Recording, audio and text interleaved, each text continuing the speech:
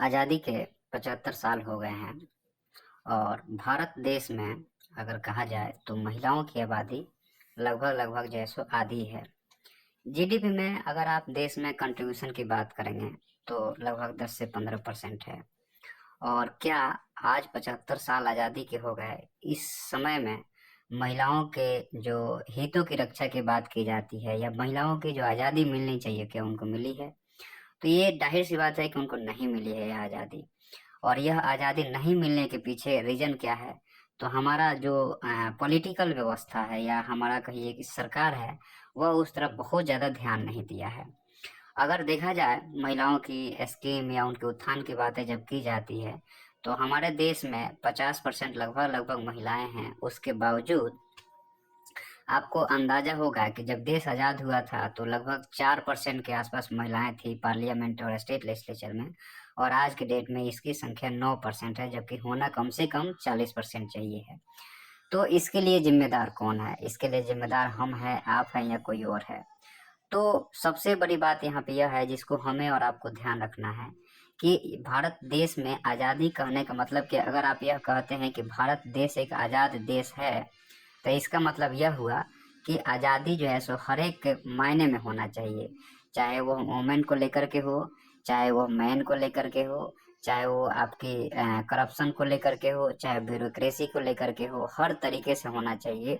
हर एक आदमी की डिग्निटी डिग्निटी कहने का मतलब ये हुआ कि इज्जत की रक्षा होनी चाहिए। क्या महिलाओं की डिग्निटी की रक्षा हो रही है? आए दिन हम लोग क्या देखते हैं कि महिलाओं को मारा जाता है, पीटा जाता है, उनकी इज्जत नहीं की जाती है। उनका दूसरा चीज़ ये है कि उनका शोषण होता है। हम ये जानते हैं कि भारत एक पुरुष प्रधान समाज है। इस पुरुष प्रधान समाज में महिलाओं के लिए जो हम लोग स्पेस प्रोवाइड करता है, जो पुरुष महिलाओं के लिए स्पेस या जगह प्रोवाइड किया है, वह कहाँ है? घर है। एक इज्जत का सामान मान लेना महिलाओं के हमारे समाज की एक बहुत ही गलत अवधारणा है। जैसे तुम्हारा जन्म हुआ है, जैसे एक पुरुष का जन्म होता है, वैसे ही एक महिला का भी जन्म होता है। महिला जो है सो एक तरह से कहा जाए तो वह जो है सो घर को बांध के रखती है। परिवार का आधार या कहिए कि भारतीय संस्कृति का आधार महिला है। और उसी का जितना आप उत्थान करेंगे, भारतीय सभ्यता और संस्कृति का उत्थान होगा। लेकिन क्या आज हम लोग ऐसा कर पा रहे हैं? तो बिल्कुल नहीं कर पा रहे हैं। उसके पीछे का कारण क्या है? हमारी गलत सोच, हमारी पुरुष प्रधान वाली सोच। अगर महिला कुछ बोल देती है तो हमें बुरा लग जाता है। क्यों बुरा लग जाता है? आप सोचिए जरा। फिर आप जो है सो दहेज प्रथा। दहेज प्रथा एक ऐसी कुप्रथा है आज की डेट में कि आज कहीं पे भी चले जाइए, महिला कितनी पढ़ी लिखी हो, उसकी शादी करना है तो तुम्हें दहेज देना ही पड़ेगा। क्यों भाई? तो 75 साल हो गए आज़ादी के, क्या इस कुरीति को समाज से निकाला गया? नहीं निकाला गया। तो हम नहीं कह सकते हैं कि महिलाओं को आज़ादी आज के डेट में भी मिली है। आज़ादी सिर्फ कह देने से, झंडा लहरा देने से आज़ादी नहीं होती है। अगर आप झंडा लहरा रहे हैं तो भारत देश के हर एक जीव का वह झंडा है। और हर एक जीव को, हर एक जो तंग स्थिति थी उससे आज़ादी मिलना ही हमारी आज़ादी का मूल महत्व है।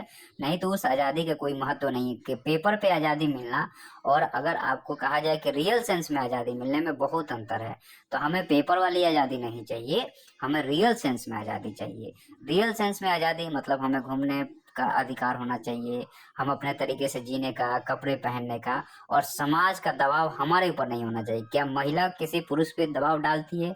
कभी नहीं डालती। तो एक पुरुष जो है सो महिला पे क्यों दबाव डालता है? हमें इज्जत की सामग्री और वस्तु की तरह क्यों ट्रीट किया जाता है? हम कोई वस्तु नहीं है, हम तुम्हारे इज्जत की सामग्री नहीं है, हम भगवान के बनाए हुए एक पुतला नहीं है। हमारे अंदर आत्मा है, इंसान है, जिसके तुम्हें आदर करना चाहिए।